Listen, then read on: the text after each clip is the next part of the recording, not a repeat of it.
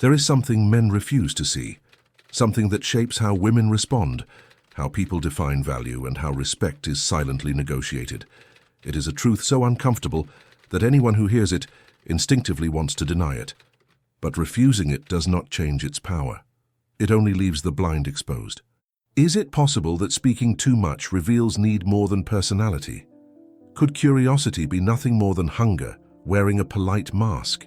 And what if asking questions is a form of surrender disguised as interest? They told you kindness, patience, and effort were enough. Yet the world does not reward kindness. It rewards clarity. It respects strategy. It admires a mind that knows how to withhold itself. The man who gives everything too soon does not appear generous. He appears replaceable. And nothing is more invisible than a man who offers too much. Human beings pretend that conversation is about connection. In truth, most people speak as if noise were proof of existence, as if every question were a rope thrown desperately to hold someone else's attention. But there is something far more brutal that most men never learn. The one who asks first silently confesses his need. They were raised to believe curiosity is a virtue, that showing interest opens doors, that good intentions win admiration. Yet nothing repels faster than hunger disguised as courtesy. Nothing draws more attention than someone who understands without needing to ask. What happens when the desire to know becomes the desire to be approved? Respect vanishes quietly. No dramatic moment announces it. A simple question, a harmless, "So what do you do for a living?" can reduce a man to an emotional beggar. Not because the question is wrong, but because urgency leaks through it. Urgency reveals hunger, and hunger, as Nietzsche observed, enslaves the spirit before it enslaves the body. Those who cannot sit with silence never learned what power sounds like. ¿Tienes el valor de mirar dentro de ti? Déjalo en los comentarios. The most disturbing part is that the intention is innocent. Men do not ask to manipulate. They ask to fill anxiety, to escape invisibility, to avoid the possibility of being seen as distant or boring. They do not fear ignorance. They fear being judged for not trying hard enough. Yet the judgment that matters is never spoken. It is made in the mind of the observer who senses desperation without hearing a single word. The insecure man interrogates because silence terrifies him. The conscious man remains silent because silence works in his favor. Questions chase approval. Observation creates intrigue. Silence is a throne. Questions descend the stairs. Most men do not speak to communicate. They speak to justify their existence.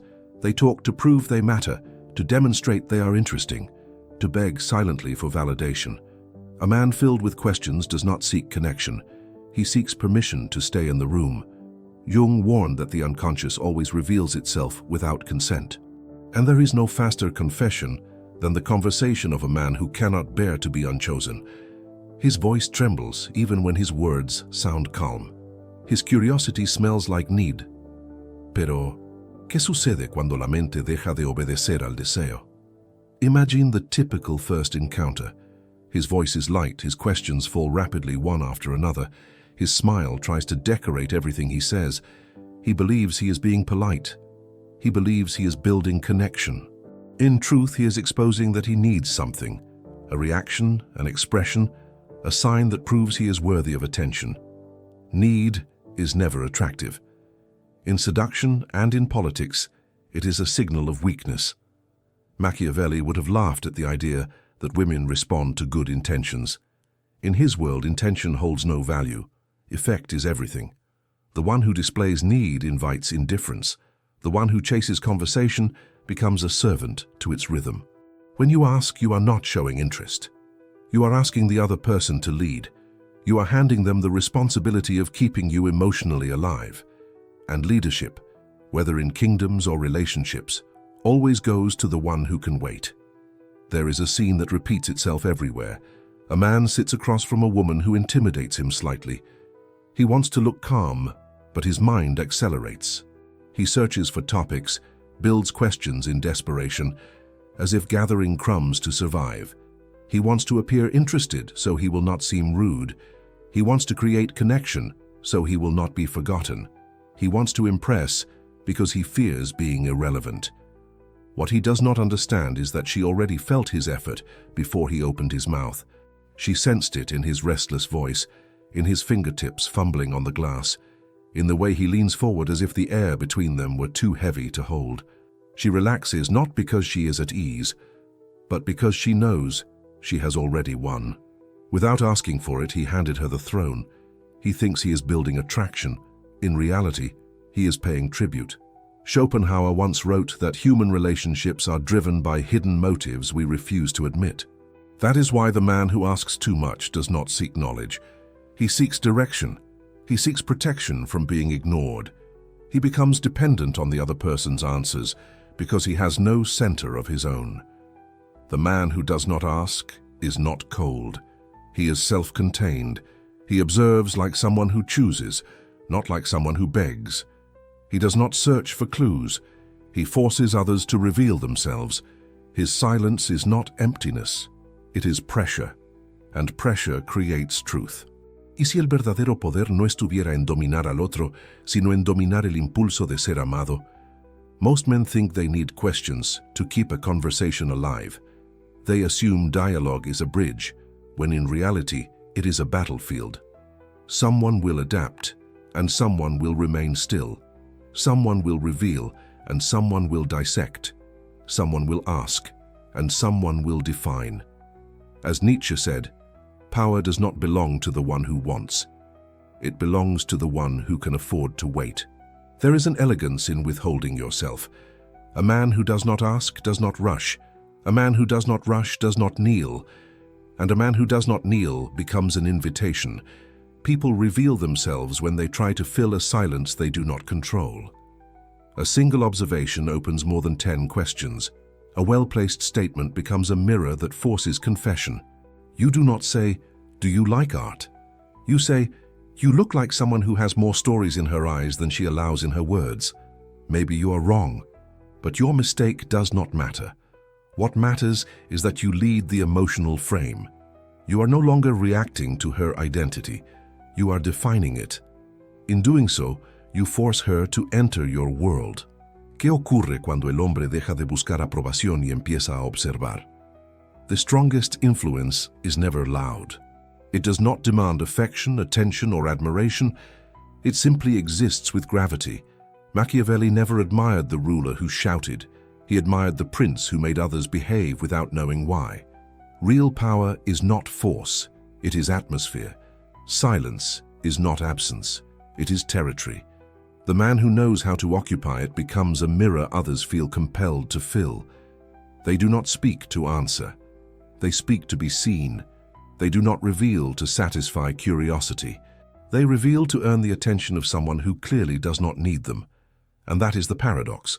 The one who asks for nothing receives everything. People resent those who give too much attention too soon, not because they are cruel, but because instinct senses imbalance. Excessive interest reveals emotional hunger, and hunger reduces value, whether in markets, politics, or relationships. The child speaks to be noticed. The man with presence allows others to notice him. The child performs. The man observes. The child wants to be seen. The man is willing to be watched. One begs for space. The other occupies it. ¿Y si el silencio dijera más que mil palabras? There is authority in stillness. Watch someone who does not need to impress. He walks slowly, speaks when necessary, listens without anxiety, and looks without craving. His pauses feel intentional. His presence becomes weight. The desperate need to fill the air with words is fear disguised as communication. The one who tolerates silence controls the emotional climate, and whoever controls the climate rules without effort. Questions are defensive. Observation is sovereign.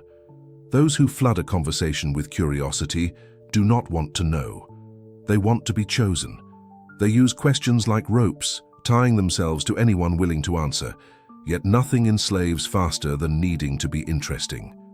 Intimacy is not built by asking. It is built by being someone worth revealing truth to. People do not confess to those who interrogate. They confess to those who see without hunger. When someone feels observed without being pursued, they talk more, they expose more. They reveal what they would never tell someone who asked directly, not because they are pressured, but because they want to be recognized. Recognition is stronger than curiosity. Presence is stronger than pursuit. Silence is stronger than demand. The man who does not ask does not lack interest. He refuses to trade his dignity for information. He respects his own mystery, and the world respects whatever a man refuses to sell cheaply. Do not ask to be close. Become the reason others want to come closer. Do not search for stories. Be the one they want to tell them to. Do not prove your value. Sustain your silence, because the one who sustains his silence does not hide truth. He becomes one. As Machiavelli warned, the mind that commands itself commands kingdoms, and the mind that kneels before its desire becomes a servant in every room it enters.